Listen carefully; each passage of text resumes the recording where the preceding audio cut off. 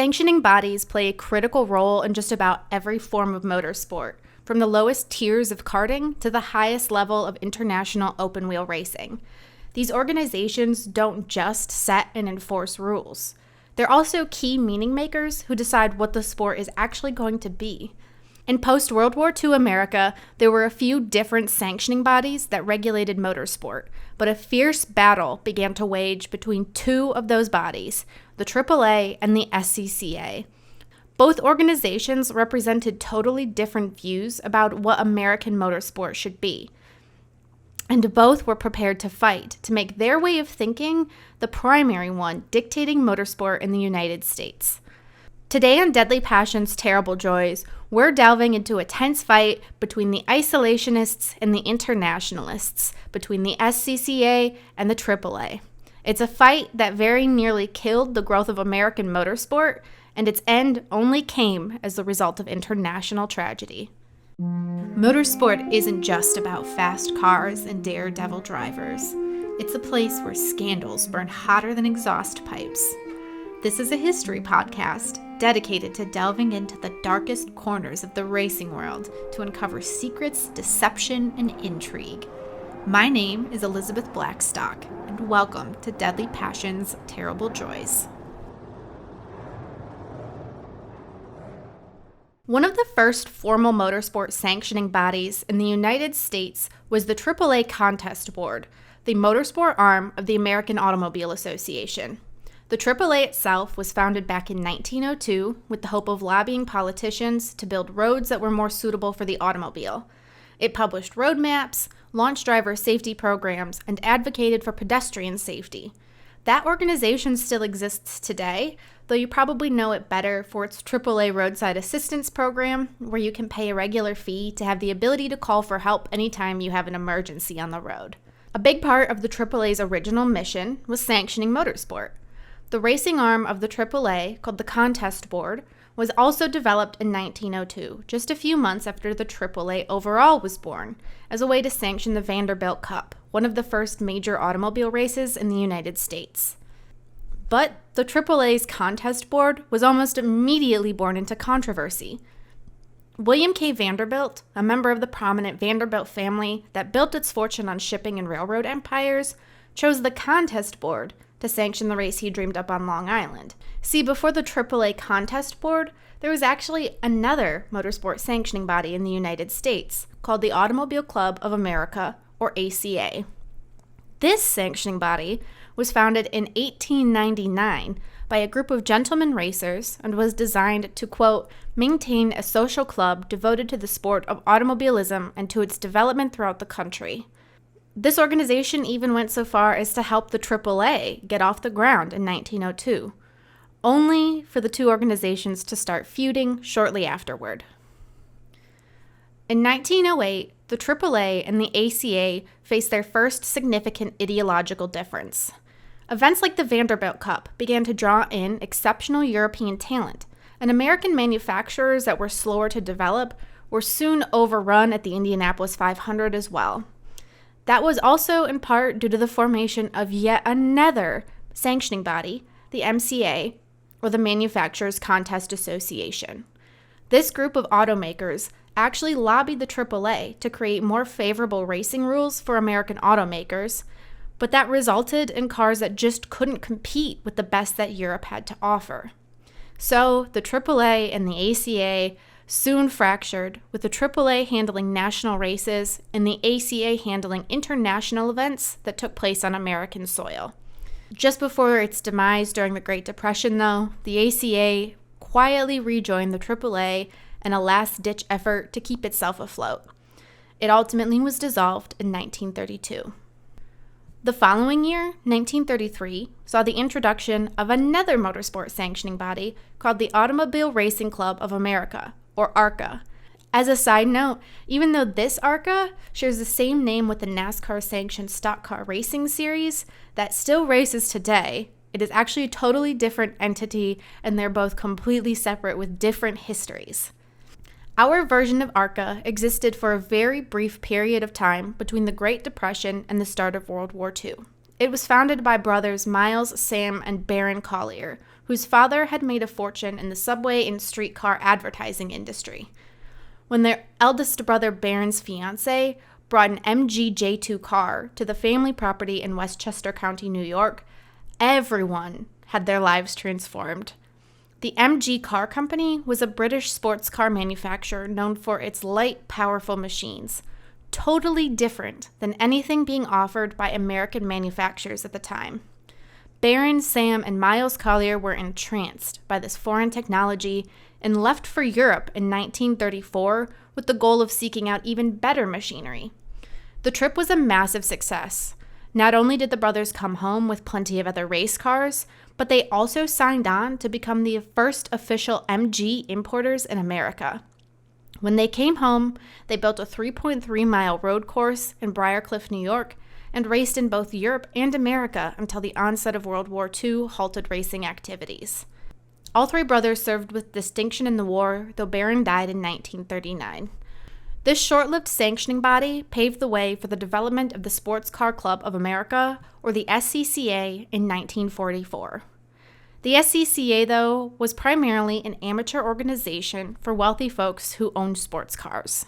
Many former ARCA competitors moved over to the SCCA, including the Collier brothers, but for several years, there was no racing to be done.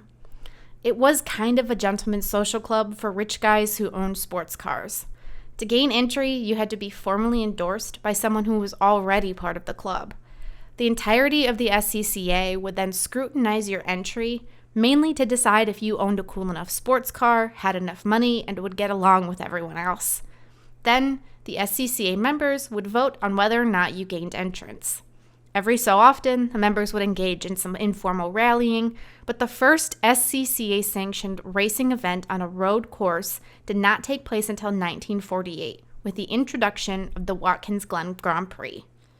I won't bog you down with details about the formation of the Watkins Glen race, because I've covered that in a previous episode of Deadly Passions, Terrible Joys. That episode was titled Death at Watkins Glen, How One Forgotten Crash Changed Motorsport Forever. So go listen to that, make sure you get your context.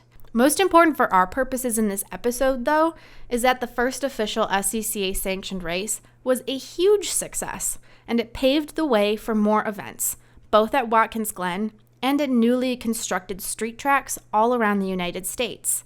However, because the SCCA remained an amateur organization, these races excluded professional drivers, and no driver was paid for competing in any way. They weren't even allowed to accept free lodging or compensated meals in exchange for their racing services.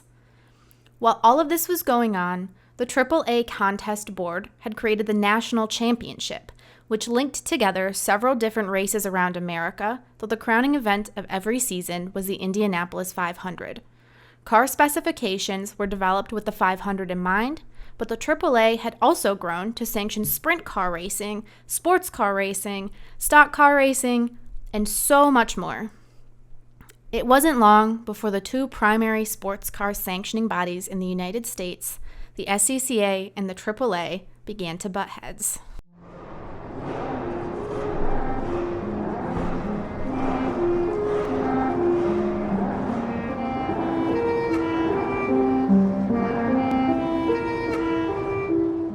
Friends, we are firmly in the throes of Indy 500 territory right now, and do you want to know how I know?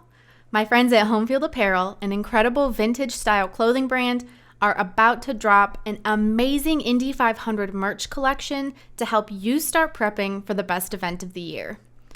I know my Indy fans are familiar with the Borg-Warner trophy and the little guy on top holding the checkered flag, but did you know that from the right angle, that little man's penis is actually fully exposed? If you didn't know, now you do. And you also have my permission to share that fun fact with anyone you meet anytime you wear Homefield's new t-shirt featuring the Borg-Warner checkered flag man, but it is from the angle where there is no pee-pee. To get your fix, head to homefieldapparel.com or head to the link in the description of this episode. If you find something you love, do not forget to use code DPTJ15 for 15% off your first purchase.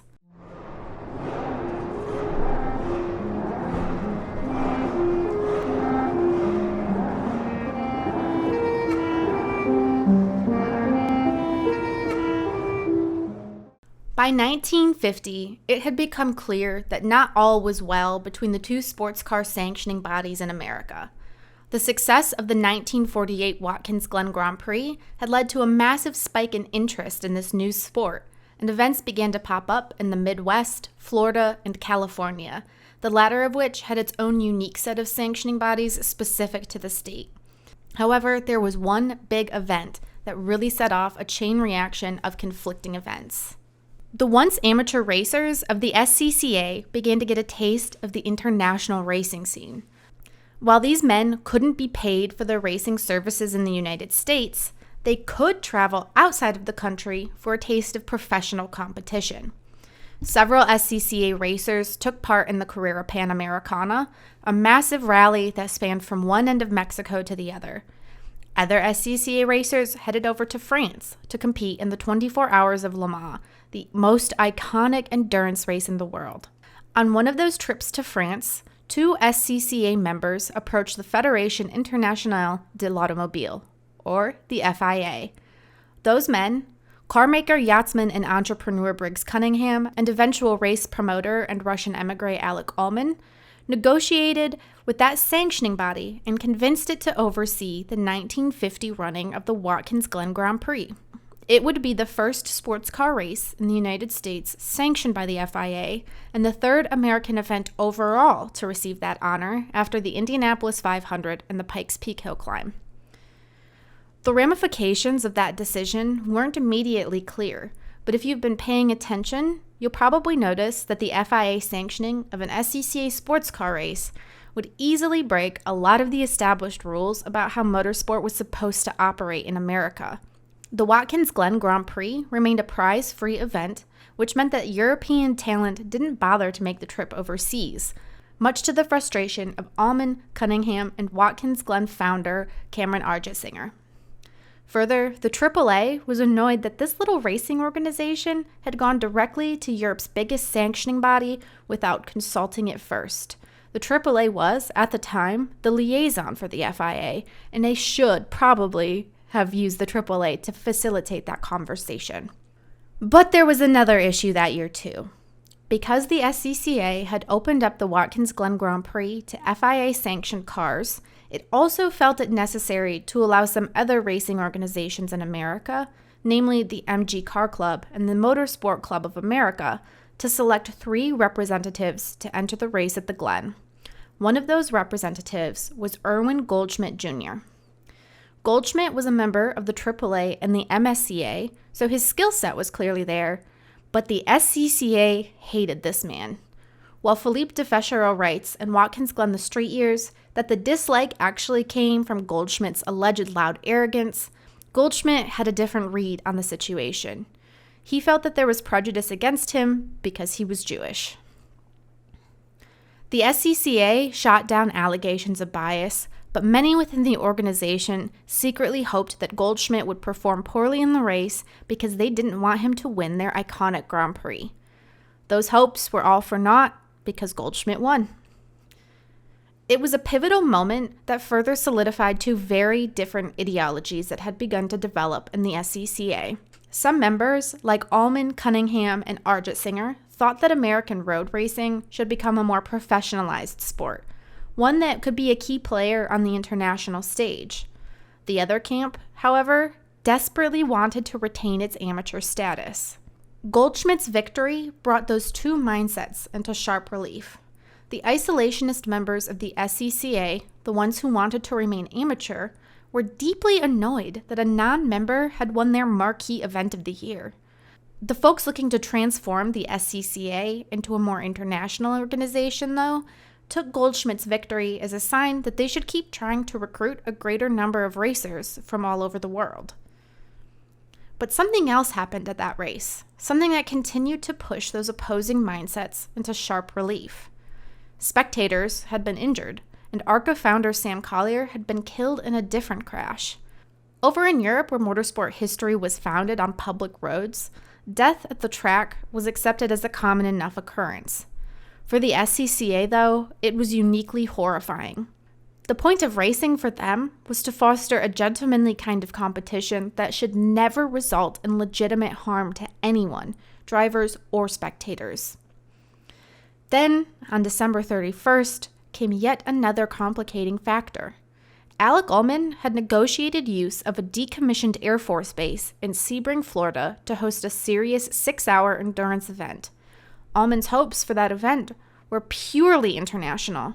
He wanted it, ultimately, to appeal to the best racers in the world.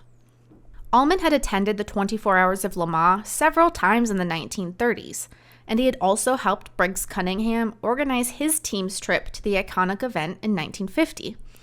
Ullman's day job, buying, reconditioning, and then selling surplus military aircraft, gave him plenty of contacts in the military world, and there was plenty of available racing space in the form of all of those air bases that had become less important at the end of World War II. Ullman had the space to develop an endurance race. He had the key personnel to create the rules for the race in the form of SCCA member and Glen founder Cameron Argetsinger, and the technical aspects were taken care of thanks to SCCA member Bill Milliken. But when Ullman approached the FIA with his master plan, he was shocked to learn the sanctioning body wouldn't work with him in the SCCA because its only valid American partner was the AAA. As negotiations continued, the French backed out of offering any official support.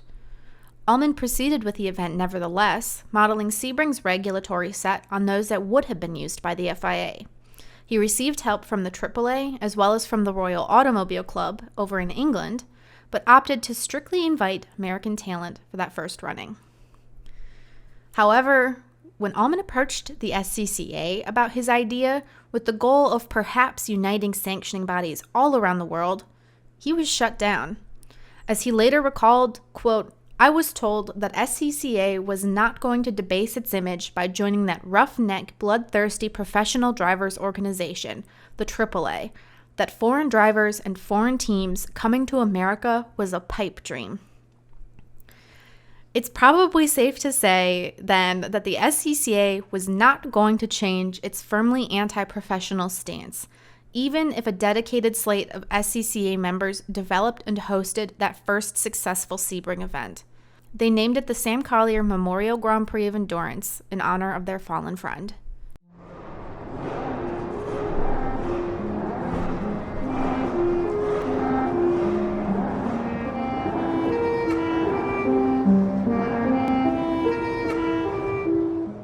The 1950 Sebring Endurance Race was a watershed moment in the battle between American sanctioning bodies. In the eyes of the SCCA, Alec Ullman had committed 3 major sins. First, he had worked with both the AAA as well as the RAC, outsourcing to professional organizations and to foreign ones. Second, Ullman had invited the best American racers to his event regardless of their sanctioning body affiliation. That included the SCCA's hated Erwin Goldschmidt. Finally, he'd created a collision of ideologies within the SCCA itself. Ullman was subsequently dropped from his role as a key player in the SCCA. A new SCCA Contest Board grew, with Ullman's technical advisor Bill Milliken as the new chairman. That new board decided to get rid of the FIA regulations that had inspired previous SCCA races and rewrote them with a more American manufacturer focus in mind. The hardline stance alienated other key SCCA members, like Watkins Glen founder Cameron Argetsinger and ARCA founder Miles Collier. It all proceeded to kick off a major battle between different factions, which was waged via letter as well as in the pages of Sports Car magazine, the SCCA's official publication. Key players in the battle of words were Colonel Arthur A. Harrington of the AAA and D. Cameron Peck, the president of the SCCA. Peck and his retiring vice president, Colonel George Felton, both agreed that merely kicking out the rebellious members of the SCCA was not going to be enough. Instead, they needed to issue a formal censure of those men. Peck sent a letter to Colonel Harrington of the AAA to note that the SCCA was not attempting to deny the AAA's association with the FIA, but that it absolutely rejected the idea that the AAA could decide on any regulations that might impact the SCCA. 10 men who had formerly been of the SCCA had defected to follow their own internationalist bent, and those men decided to return fire in the war of words. They sent a 4-page memorandum to all of the then current SCCA members that proposed an overhaul of SCCA bylaws. These petitioners claimed that SCCA President Peck had officially given Alec Ullman permission to serve as the SCCA's liaison with the AAA, and that his removal from the organization was therefore wrong. It also alleged that the SCCA was breaking its own rules by failing to participate in racing events, that the club risked becoming an armchair organization overseeing insignificant events, and that the SCCA members who had been participating in international racing events proved that the SCCA's direction was misguided. Among the 10 men who signed that document were Arjit Singer, Ullman, Miles Collier, and North American Ferrari importer Luigi Chinetti. Colonel Harrington himself of the AAA also responded to Peck's letter, unaware that 10 former members of the SCCA had already been in contact with SCCA membership. Harrington wrote, "Frankly, I am unable to understand the assertion of an existing controversy between the SCCA and the AAA. I was not aware of the existence of such a strong controversy." Harrington went on to note that he was aware that American sports car representatives had gone to Paris to speak to the FIA, and that Harrington had set up a second meeting with French sporting authorities when he received a letter from Peck stating that Peck had refused to attend. Quote, "We did not feel that we were justified in calling off this conference because you took this rather arbitrary position without even considering the possibility of sitting down and listening to the conversation," Harrington wrote. This all stemmed from Ullman once again returning to Paris to speak to the FIA, hoping to convince them that his Sebring event should be a 12-hour race that goes on the FIA official calendar.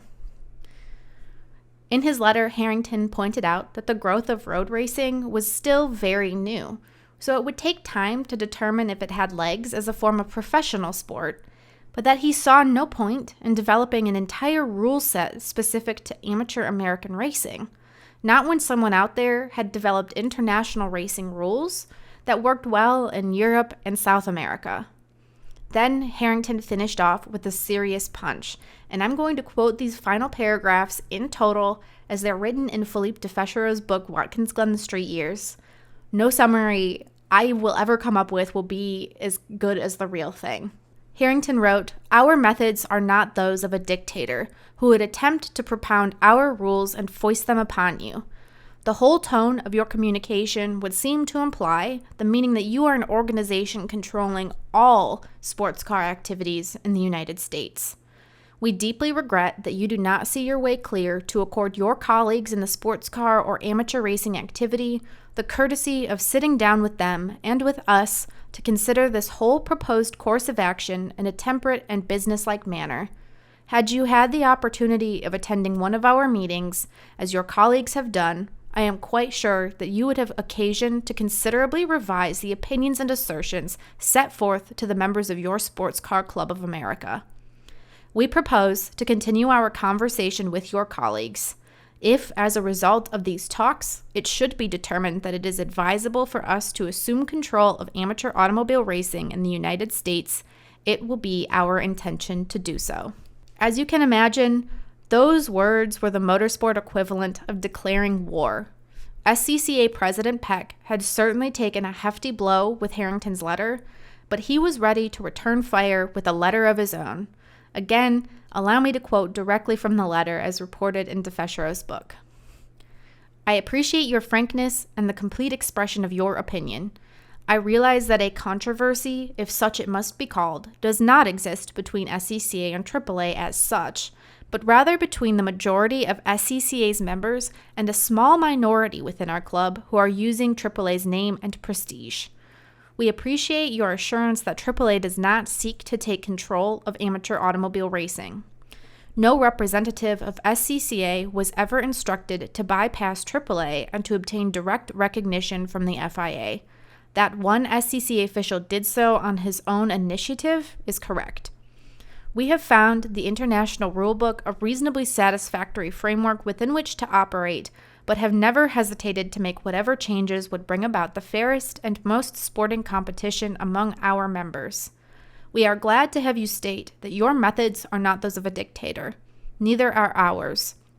However, we view with some amusement your assertion that if, as a result of these talks, it should be determined that it is advisable for us to assume control of amateur automobile racing in the United States, it will be our intention to do so. Talks with groups representing a small minority of the organized enthusiasts in this country hardly justify taking control of anything. The day after he received that letter from Peck, Colonel Harrington responded. He stated that he felt there had been some misunderstanding between the two men, then added that the AAA wouldn't attempt to seek control of amateur sports car racing in America, at least unless a majority of sports car clubs of the United States members were to ask the AAA to take control. That pluralization of sports car clubs is key. Harrington seemed to imply that the AAA could absorb control of, say, California's racing clubs or the Motorsport Club of America, to which Erwin Goldschmidt belonged. Should the AAA do that, it could exert much more pressure on the SCCA. SCCA President Peck published Harrington's letter in the March and April issue of Sports Car magazine, refuting every paragraph, one by one. That particular battle fizzled out for a time, but the overall war between the internationalists and the isolationists raged on. The next fight came during planning for the 1951 Watkins Glen Grand Prix. Cameron Argetsinger stood before the race's organizing board to propose that running the event under FIA sanction would not merely open it to more impressive international talent, but that the events would be conducted with a greater safety measure than the SCCA could provide. The vote there was equally split, but at a second meeting, early Grand Prix founder Bill Milliken made a compelling case for the event staying its course. After all, the previous 3 runnings of the race had grown each year under the current isolationist formula. Why make a drastic change when you weren't fully confident you could guarantee success? Argetsinger and Milliken met up just after that fateful meeting. Argetsinger mentioned that he was bitterly disappointed, but he didn't intend to leave the SCCA.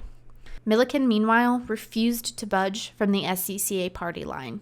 Before the 1951 Watkins Glen Grand Prix, Argetsinger was involved in a road accident with his friend, racer Sam Cobain. Cobain attempted to pass a slower car at regular road speeds when he lost control and was killed by a cone-shaped horn button that pierced his chest at just the wrong angle. Argetsinger was thrown from the car and suffered a concussion. His doctor advised him against racing in the near future, including in that autumn's Watkins Glen Grand Prix. His name was nixed almost entirely from the official race program.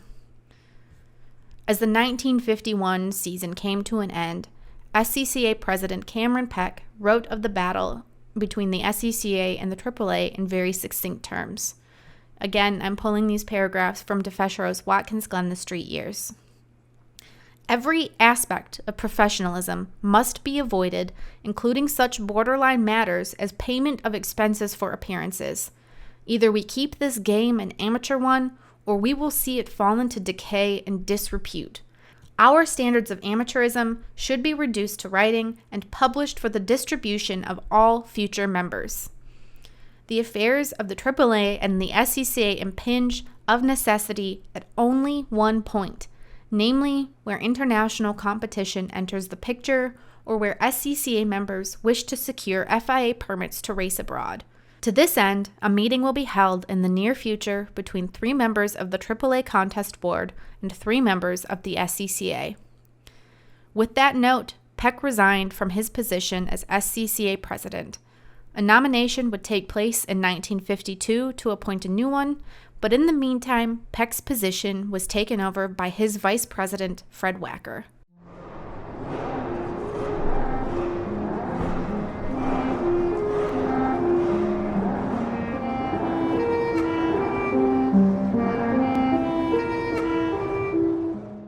Even though the SCCA seemed to have won the war against the internationalists, their territory was a surprisingly narrow one.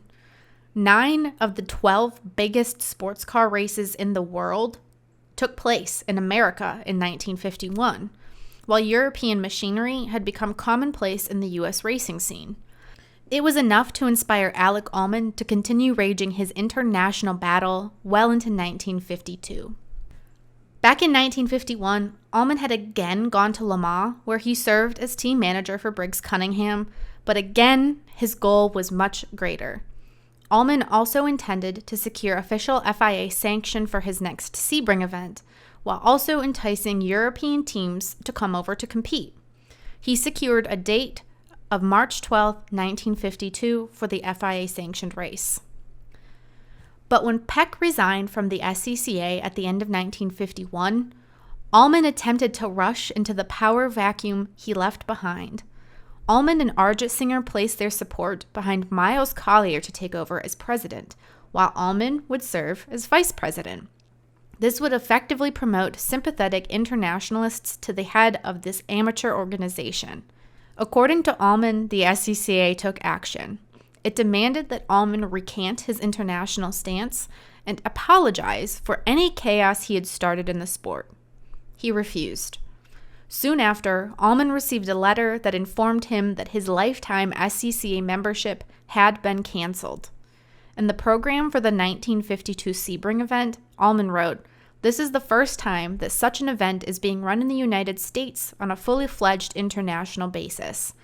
The Sebring event and the Indianapolis sweepstakes are the only international competitions for automobiles in this country that are entered on the autosporting calendar of the world." In a book about Sebring, Ullman later added, "To cap off this bomb was a statement that the race was open to drivers having current AAA credentials in good standing, with foreigners required to have an international FIA license valid for 1952, and would be run in accordance with the rules as published in the 1950 International FIA Sporting Code and its Annex C. Not a word about the SCCA, not a word about the dreaded presence of so-called professionals who would run our sporty boys off the road." At the SCCA election, Fred Wacker was voted as the new president, with Colonel George Felton voted vice president. Felton immediately made his perspective clear by slamming the internationalists as disloyal and evil. Then, the SCCA decided to fight back by establishing its own 12-hour race in Florida the week before Ullman's Sebring event. It was a deliberate attempt to unseat Sebring. Drivers couldn't reasonably compete in both events, and SCCA members who decided to enter the Sebring race would be considered traitors. The SCCA's event was organized by a man named Max Hoffman, a mortal enemy of Ullman's, who tried to unseat its competition in every way possible. He chose a venue of similar latitude to Sebring with a track laid out on an airport. Ullman had already been trying to encourage the Jaguar team to come out to its event with driver Sterling Moss, but Hoffman was supported by a group of East Coast Jaguar dealers. The Jaguar dealers all wanted the Jaguar drivers to protest the Sebring event and race at Hoffman's event instead. As a result, Jaguar was frustrated and withdrew entirely. Lofty England, Jaguar's racing manager, said, "We're not going at all if they cannot decide when or where to have the race." The SCCA's take on Sebring was a modest success, but it had a very significant impact on Ullman's event. Sebring saw fewer entries and fewer spectators than Ullman had predicted because many people had simply opted to go to the SCCA's event instead. Ullman, though, had attracted a decent international field of entrants, and they were breathlessly reported on in both France and Italy, giving Sebring those international credentials it needed to survive. The SCCA's rival event had no strong overarching purpose as far as its organizational goals were concerned. Its sole purpose was to thwart Ullman's success, but it served no greater goal. It also soured many British manufacturers' opinions of the SCCA, which relied heavily on British cars for competition. Those two events set the stage for a long-term battle. And then, at the 1952 Watkins Glen Grand Prix, everything suddenly changed. A 7-year-old boy named Frankie Vazzari was killed when the SCCA president Fred Wacker ran just a little too wide and brushed the crowd with the rear end of his car. With that single death, the tides of motorsport in America had turned. After the 7-year-old's death, the SCCA was dealt a near-fatal blow. Racing on public roads was effectively banned all across America. The sanctioning body relied on the Watkins, Glen, Bridgehampton, and Elkhart Lake street tracks as integral elements of its yearly calendar. Suddenly, all of those tracks were nixed from contention. In the immediate aftermath, Alec Allman's connections with the military set him up as the natural successor to motorsport organization in the United States. Private airfields represented an incredible place to develop a track that could still keep spectators well away from the action. Of course, there are still more twists and turns because a man named General Curtis LeMay, head of the Strategic Air Command, met SCCA President Fred Wacker just before the fatal race at Watkins Glen, and the two struck up a rapport. LeMay began to offer use of decommissioned air bases to the SCCA for motorsport events, while locals in those once great racing towns embarked on fundraising efforts to develop safe, permanent, purpose-built road courses. Alec Allman continued to develop his own relationship with the FIA, which resulted in a deeply impressive and truly international second running of his 12-hour Sebring race, while also setting the track up as a prospective home for Formula One in America. He would see his dream come true by the end of the decade. As more and more Americans got behind the wheel, the AAA began to struggle. It was taking on increasing insurance responsibilities and struggled to keep up with the evolution of the racing world. The organization ultimately decided to withdraw from motorsport in 1955 after the deaths of Indy racer Bill Vukovich, F1 star Alberto Ascari, and over 80 spectators in a horrifying accident at the 24 Hours of Le Mans that completely changed the course of motorsport in the world. Just like that, the epic battle between America's sports car sanctioning bodies ended. The AAA handed its responsibilities over to the SCCA, and it took on its insurance claims. The subsequent year, 1956, saw the formation of two new sanctioning bodies, the Automobile Competition Club for the United States and the United States Auto Club. ACUS's purpose was to govern American racing on behalf of the FIA, and to this day it processes international competition licenses for American drivers and holds sway over series like IndyCar, IMSA, NASCAR, the NHRA, and more. Meanwhile, USAC was formed specifically by Tony Hallman, owner of the Indianapolis Motor Speedway, to sanction championship, sprint, and midget open-wheel racing on oval tracks. Unfortunately, it wasn't quite that simple. Soon, USAC decided it should delve into sanctioning sports car races too, and began its own battle for control of the SCCA. As the SCCA maintained its strict anti-professional stance, the FIA and ACUS revoked the licenses of all drivers who held SCCA memberships. SCCA members started fleeing the organization, forcing then SCCA President Charles Moran to finally give up the amateur-only position. The SCCA would become a professional racing organization.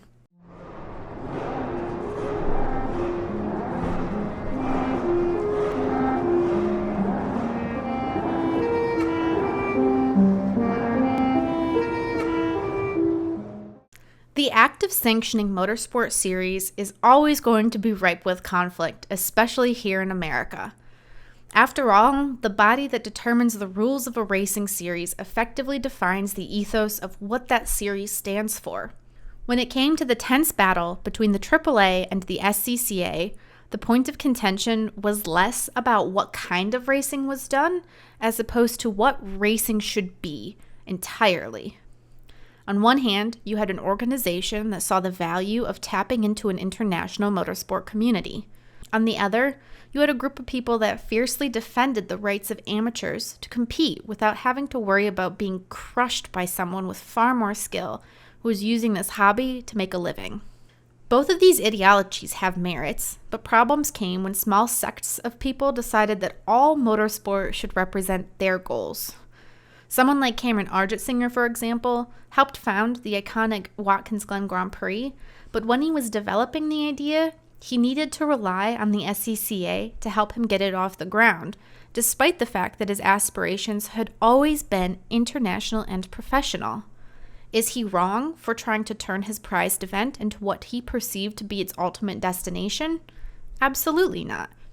But I think it's also equally difficult to say that the SCCA is in the wrong here, when what it was doing was following its own rules.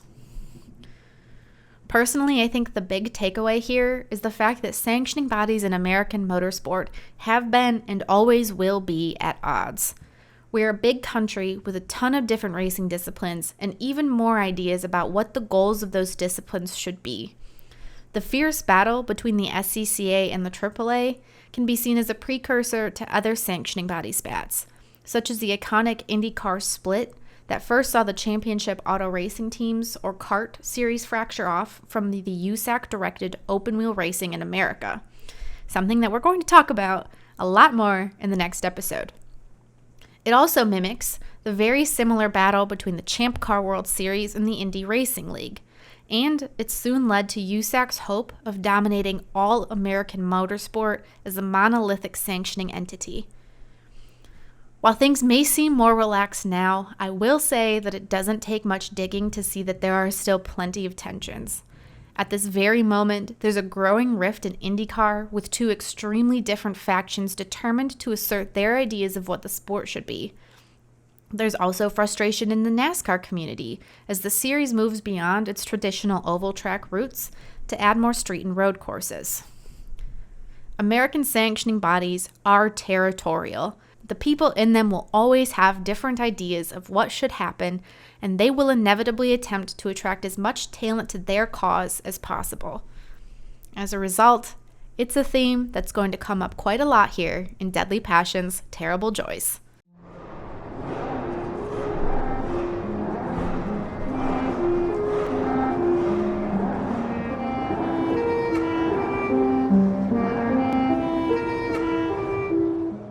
Thank you so much for tuning into this edition of Deadly Passions, Terrible Joys.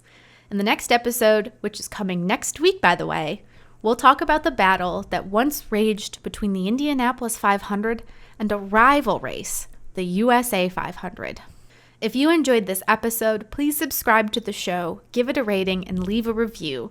And if you're hungry for more, make sure you're subscribed to the DPTJ Patreon.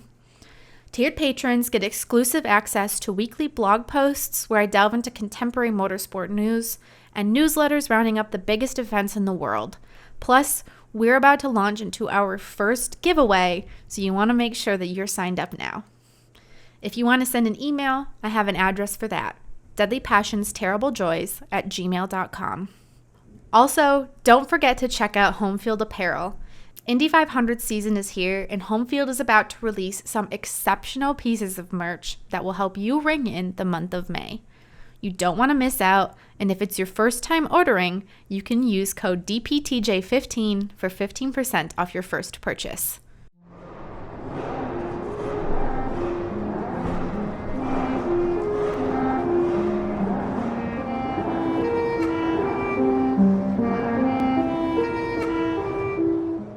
Finally, we're ending with La Source, the segment named after that iconic turn at Spa-Francorchamps, but that serves as my bibliography for each episode.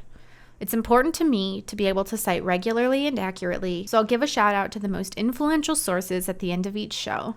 You can also find my full list of sources in the episode description. My primary source for this episode, once again, was Watkins' Glen, The Street Years, 1948 to 1952, Glory, Drama, and the Birth of American Road Racing by Philippe Defechereaux. If you haven't bought yourself a copy yet, go out and get one right now. It is one of my favorite books. I also drew from several web sources via the International Motor Racing Research Center, Sports Car Magazine, and Open Paddock, all of which are linked below. Thank you again for listening to Deadly Passions, Terrible Joys. I'll see you next week.